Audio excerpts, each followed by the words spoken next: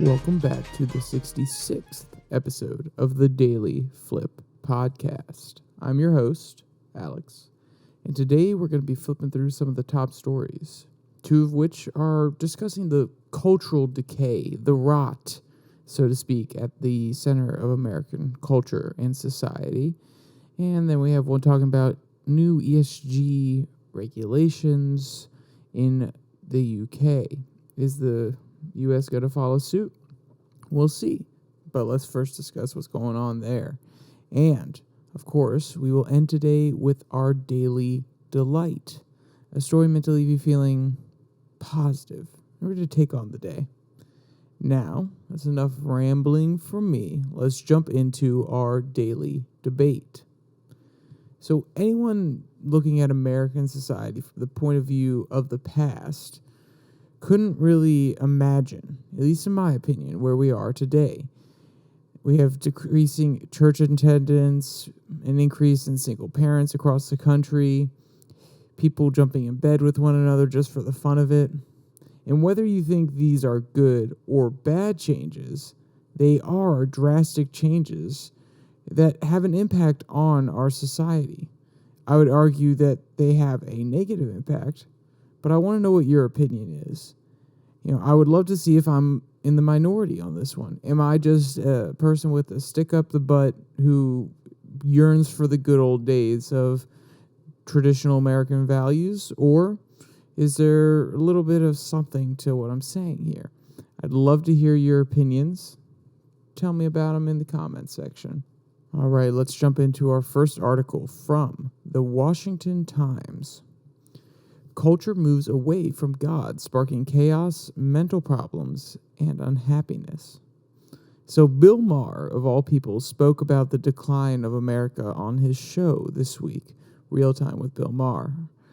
And the author uses this conversation, this topic that Bill Maher was talking about, as a springboard to really understand, or at least try to display the separation of church and state argument, and how in the U.S. we may have taken it a little bit too far.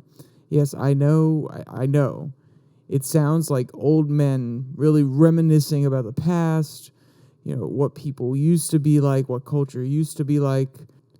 The good old days. Billy, you remember the good old days? Oh, yes, author of this article, I remember the good old days. And some people would argue that these people that are just talking about the decay of culture really are arguing from a place of, well, we don't stand to benefit the most anymore. We're not in a culture anymore that is tilted towards men, and it's not in their favor. But the author really highlights a very different, important issue here. So the reason I brought that up is I want you to understand that that is a valid thought process, but we got to move past it for this discussion. We can have a separate conversation about that a different day, but this is on a different topic. So if you had those reservations, leave them aside for a minute so we can actually have a different conversation. So I'm going to start with a quote here from the article. Quote, "We like to blame schools because they're an easy scapegoat. But our educational facilities, despite often perpetuating and fueling these problems, are merely exposing that our great societal or social experiment of dismissing God in place of ourselves is failing miserably. By all measures, today's young people are in a dire predicament, with mental health issues ravaging Generation Z. By some estimates, more than 27% of these younger Americans have said they have fair or poor mental health, with nearly half, 46%, claiming their mental health status is worse than before COVID began." End quote.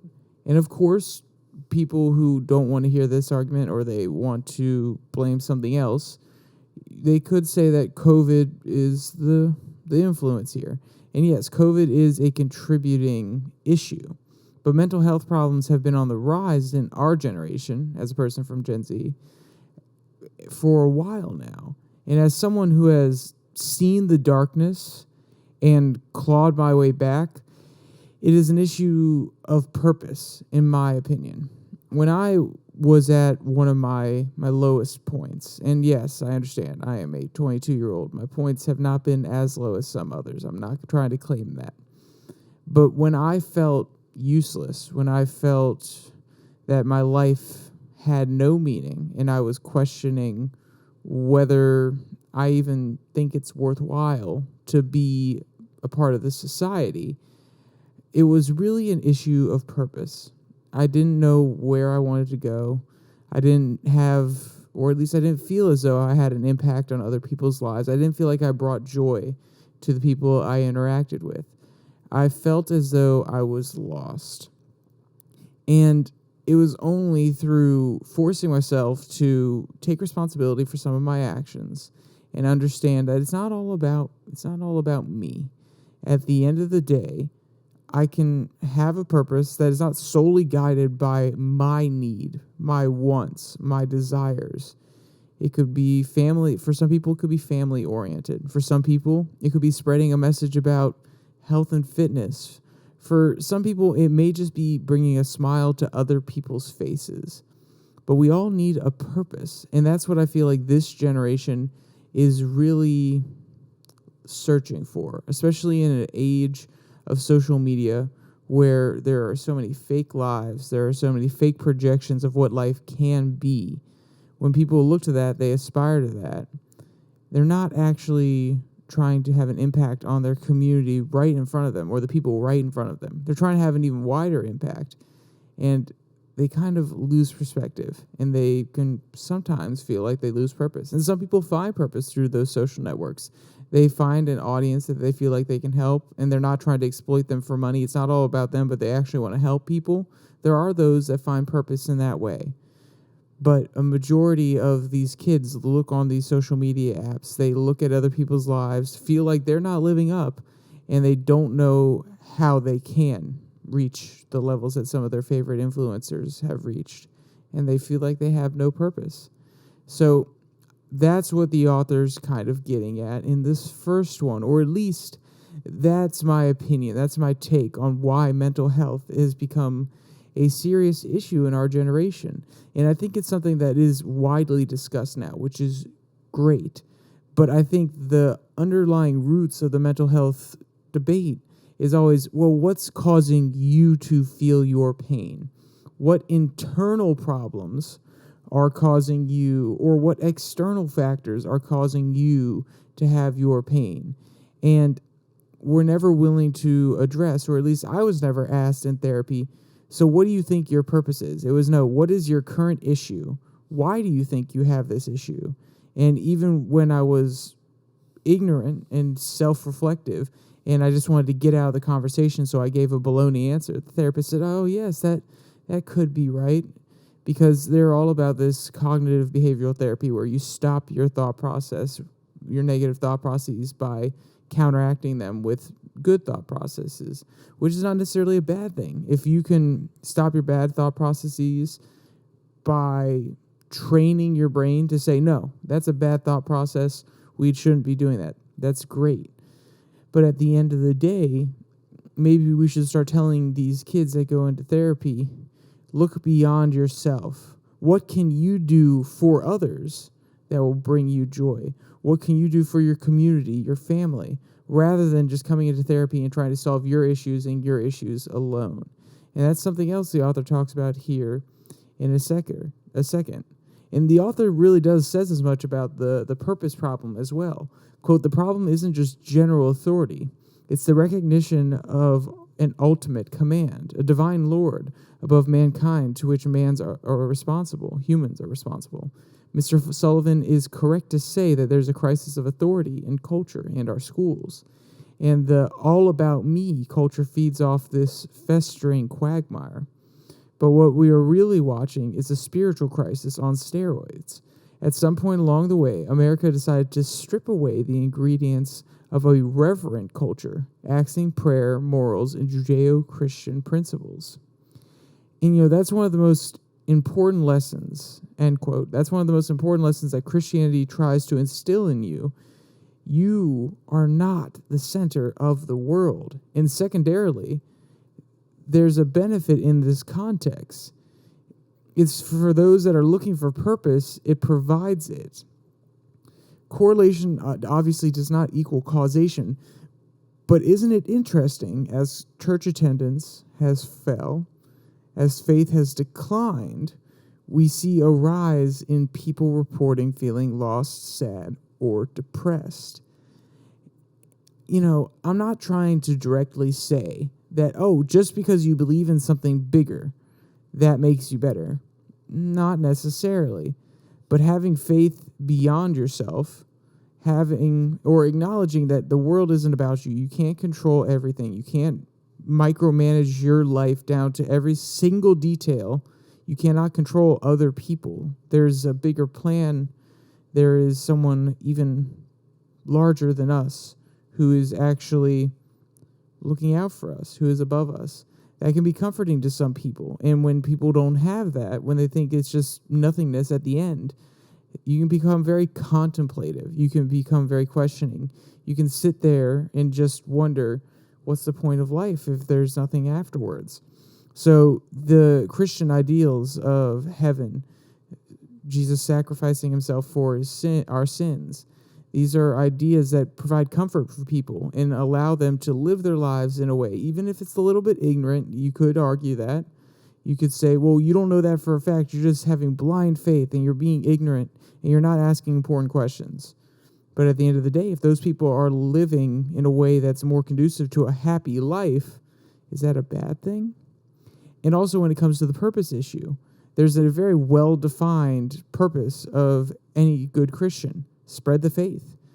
Make sure that God's word gets out there. That solves the purpose issue right there. And that's what a lot of people who didn't necessarily have a guiding light in life would turn to. Certain women who didn't want to get married, who didn't want to have families in the medieval ages, 1800s. Even my great aunt, only 50 years ago, they didn't want to get married, but they still wanted to serve God and have a purpose. So they became nuns. For men that didn't want to get married, who wanted to serve God in a pure form, they became monks in the past.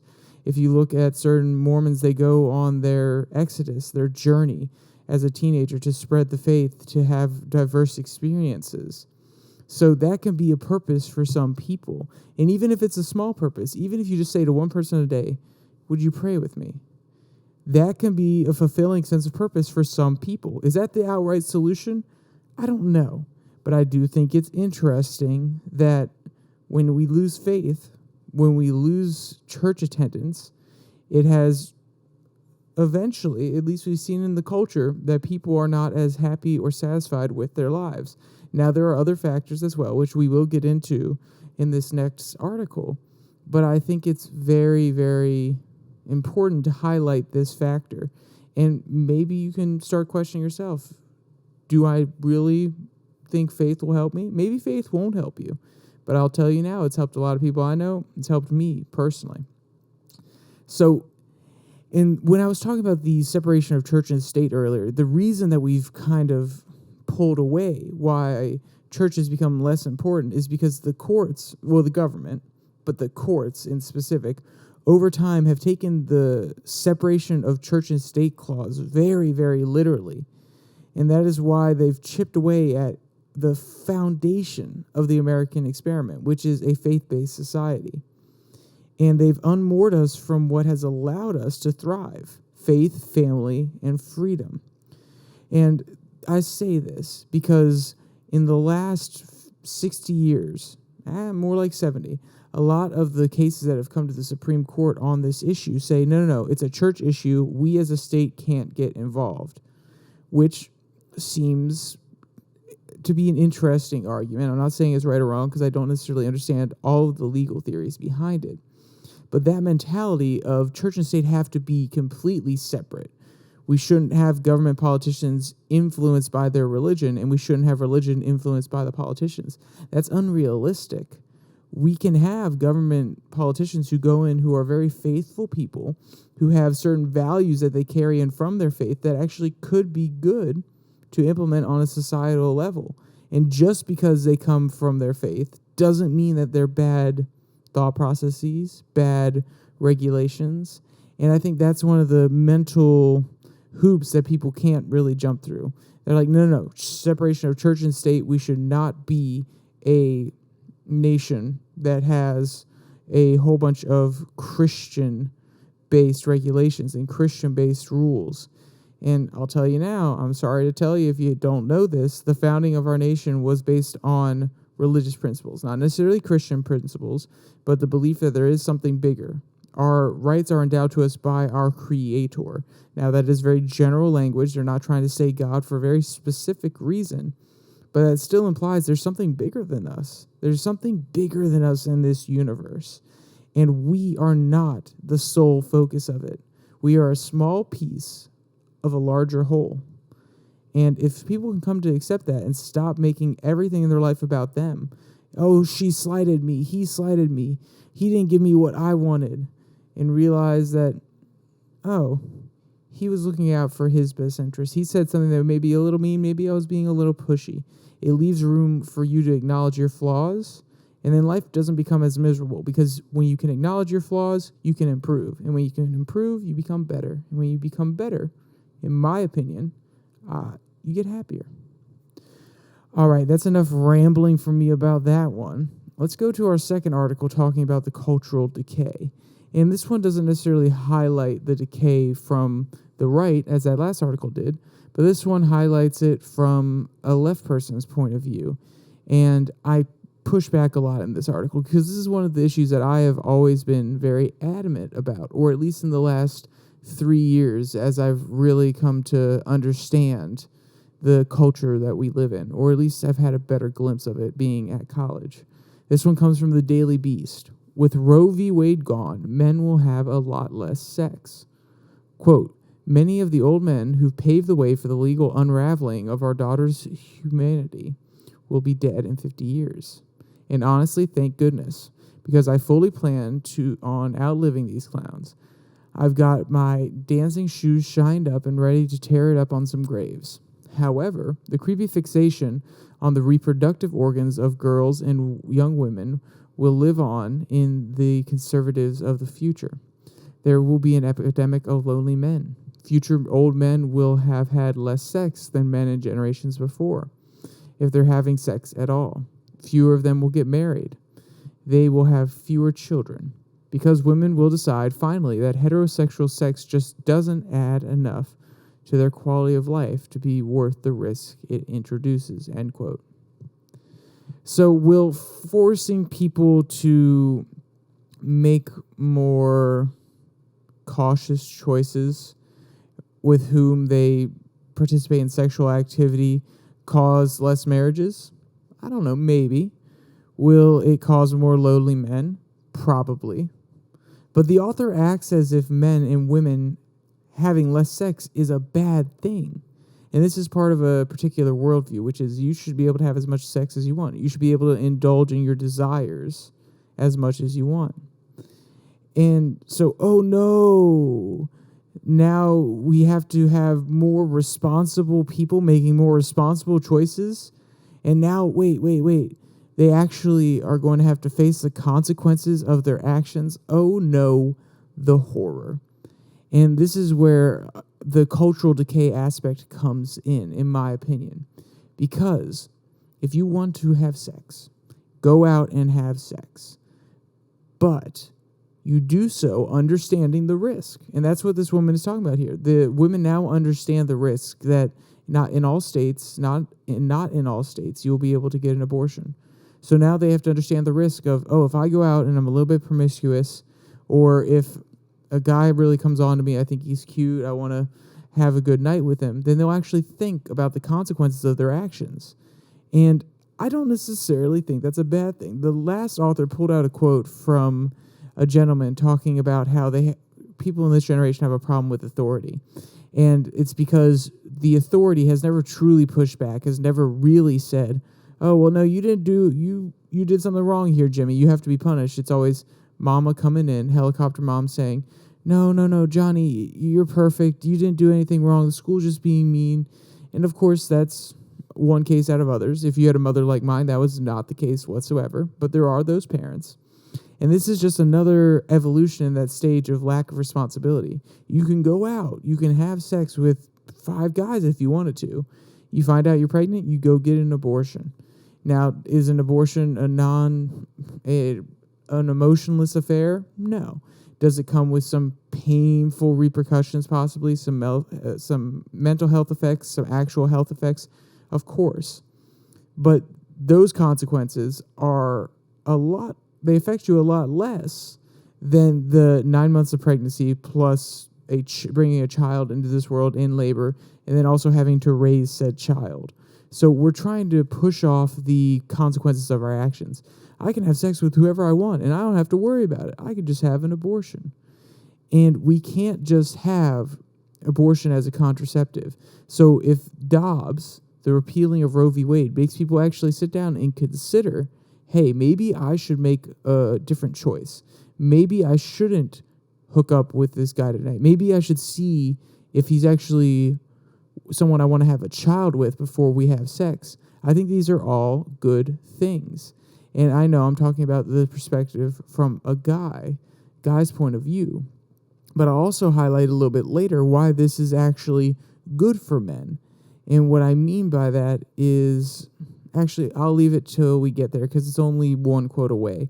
But I want to make sure that I'm not just saying, or people don't just think I'm bragging, oh, women need to be more responsible. No, guys need to be more responsible too. This is not a one-way street. There are 2 people that get involved in these acts unless it is unconsensual, which is absolutely horrific and should be punished in the worst way possible, in my opinion. But that's off topic. Quote, "It sounds hyperbolic, but it's already happening. Young women across the country are already deciding in droves that having sex with men their age is not worth the trouble. This isn't being taken lightly. A healthy sex life can be an important component of overall mental and emotional health. But when it benefits one party at the expense of the other, can you blame the other party for opting out? Adding more risk to the equation hardly makes it more appealing and a more appealing option. Single, partnered, married, or some kind of brokers, FTX, Bahamas, penthouse orgy, it won't matter. Every act of potentially proactive heterosex will carry huge potential consequences for any women involved," end quote. And there should be risk in the equation, like I was talking about earlier. Our culture has drifted so far that we're actively promoting behavior that leads to higher single motherhood rates. And for those of you who argue abortion can alleviate that, I would argue if they didn't have sex with some person that they were not willing to get married to, or that they were not willing to raise a child with, then the single motherhood rate issue would be less of an issue. You wouldn't have to have that abortion because your person that you had sex with is walking away or isn't involved in your life. So it really talks about the culture that we are trying to cultivate here. Do we want a culture of responsible human beings who say, like in the 50s, oh, I knocked you up? Okay, we're going to get married now. We're both going to take responsibility for our actions. Or are we going to have a culture where it's, oh, I knocked you up? Well, I'll send the parental payments. I'll send the child care in the mail, and you do your thing. I think that we have really shifted in the idea of what sex means. Sex used to be about a loving bond between 2 people. Now it's used for the carnal desires that you have in the moment. Oh, I'm feeling a certain way. I really want something. So let me go out and just satiate that need. So not only is that highlighting the fact that we can't get past our human urges, which are normally not the best for us. A lot of people could just sit down and eat 5 pizzas during a day. They're that hungry. They just want it that much. And I used to be one of those people. I take that back. I still am that person. I could sit down and plow through 5 pizzas, no problem, if I really wanted to.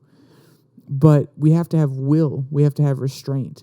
And if appealing the Roe v. Wade decision and pushing the question of abortion back to the states is making people really be more considerate about the consequences of their actions, I think it's a good thing. And besides the current culture, No matter how pro-feminist it may appear, it really benefits horny men who don't want to take responsibility for their actions. And this is what I was talking about, how this will actually benefit men, or at least it will benefit the society, creating stronger, more responsible men, in my opinion. So, do we really want a culture of men who are clearly unfit for fatherhood? Do we really want a culture of men who can simply say, oh, no, I had irresponsible sex with this one person. Now, you know what? Just go get an abortion. I don't want to deal with it. I'm not going to take responsibility for my actions.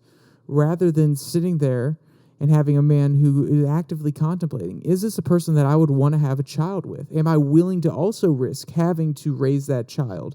And let's be clear, this is an ideal situation where the man wouldn't walk away. But if we have that sense of responsibility in our culture and we say that, no, if you have sex with this person, it's more likely that you're going to have a child because you can't have an abortion, so you actually have to think about the consequences of your actions, then maybe we'll have more responsible men, and then there will be less men walking away. Now, that is speculation on my part, but I think that those two things are actually more in tandem than a lot of people really realize. These sort of values have been lost in modern America, the modern American society, and we've begun to see the consequences. More single-parent households, more depression, obesity, and again, correlation does not equal causation, but it is one factor that doesn't help the situation. And to be clear, I know I talked about single-parent households. I'm not trying to just be mean to single-parent households. I'm not trying to say that we need to look down on them.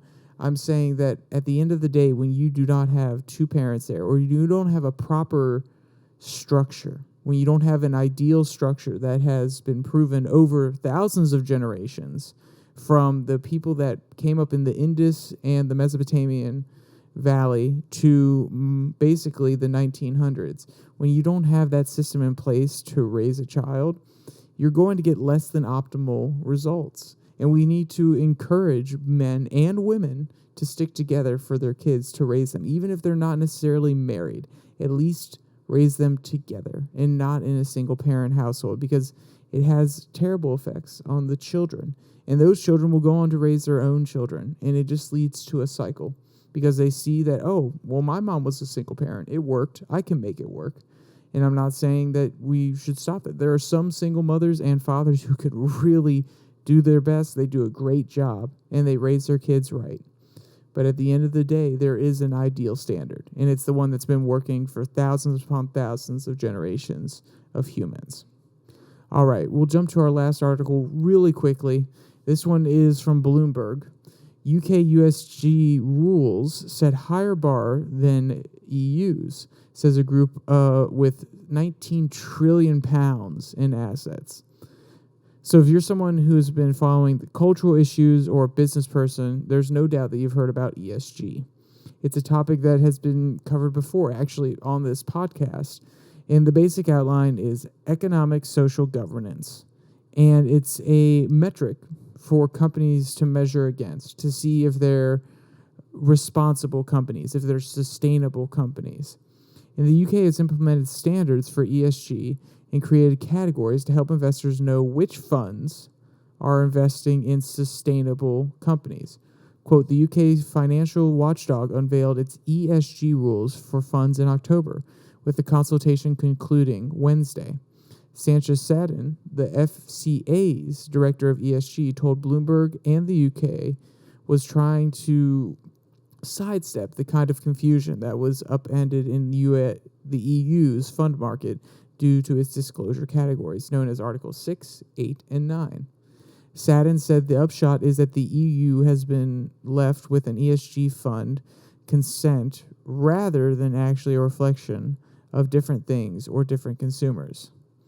The UK's proposed ESG labels sustainable focus, funds that can use the label if they invest mainly in assets that achieve a high standard of sustainability. Sustainable improvers, a label intended for investment in assets that may not be sustainable, but in which the fund aims to help improve. Or sustainable impact, a label that is reserved for funds that can prove their target solutions to social and environmental challenges. So they're trying to create an example of the right way to label and identify these companies as sustainable. And right now, this is in the private sphere, so to speak, those financial firms. But there are companies like BlackRock that are trying to bring this over to the public company sphere here in the United States. And they give out ESG scores. And my question always comes down to what happens when the government gets involved? What happens when the government starts saying, well, you need to have this certain ESG score in order to be a favorable company? It could basically be the government's way of guiding investors towards certain companies and saying that we don't like other companies because they are maybe anti-government. They have different values than the government. So I think it can be dangerous to put these sort of economic social governance scores on them rather than just having financial metrics saying, oh, it outperformed this, its rate of return was this, its alpha factor was this, its beta coefficient was this, beta's risk, so how much risk did that fund have? When we have these solid metrics that are numerical based rather than socially, economically, and whether we like the governance structure of their company based, we have solid grounds to compare companies. When we have ESG, it's something that's a little bit more subjective because you can't necessarily measure all of the societal benefits a company brings. And that's why I think this ESG score is dangerous, and it's being pushed by people who just want more control over the markets, or they just want to have more influence over what happens in the market. And I think it's dangerous when you have organizations that are working with the UK government coming out and creating these labels. When does it happen in the US? I'm a little concerned about it, but that's just my paranoid side coming out. All right, I know I blew through that one, but let's jump to our daily delight. This one comes from the animal rescue site. Rescue sloth embraces beagle friend in sweet hug. So one combination I didn't think I would see or be talking about is a sloth and a dog. But the internet is a beautiful thing. Quote, in the video shared below, you can see Chewy reach down and caress Ellie's face before the two embrace each other. Ellie, the beagle, doesn't back away even a little when Chewy reaches down with his large claws to touch the dog, end quote. And Ellie is a very trusting dog. You know, if I saw those big claws coming my way, I don't know if I would be so calm, if I'm being honest. Quote, in fact, the dog seems to encourage the embrace by nuzzling the sloth's hand and pushing closer. It's so sweet and shows just how much they care for one another. They may not be from the same species or have much in common, but love and friendship really knows no bounds, and they're a beautiful example of that, end quote. I couldn't agree more. All right, and then if you want to read any of these articles or you want to see any of the cute videos from this article or photos, there will be a link in the description below that like and subscribe button on YouTube. On any of the other podcast sites that we are now available on, they will be down in the description, and you should be able to access those articles. And with that said, there's only one more thing to say. Stay safe. Don't die.